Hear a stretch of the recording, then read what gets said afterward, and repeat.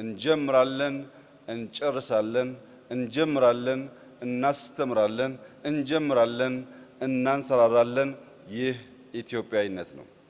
የዘንድሮውን የግሪን ሌጋሲ በመትከል ማንሰራራት የሚል ሞቶ የተሰጠው ነው። በመትከል ማንሰራራት የተባለበት ዋነኛው ምክንያት የግሪን ሌጋሲ የመጨረሻው ዓመት በመጀመሪያው ዕቅዳችን መሰረት የሚቀጥለው ክረምት ነው።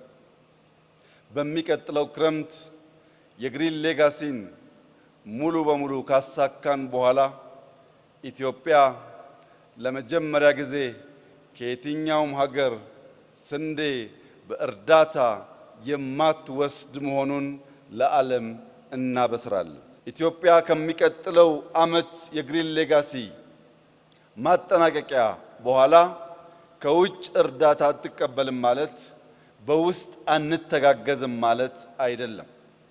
በውስጥ ያሉ እጅ አጠሮቻችንን እኛው ራሳችን ማገዝ እንጀምራለን። ያ እያደገ ሲሄድ ወደ አፍሪካም እናሳድገዋለን።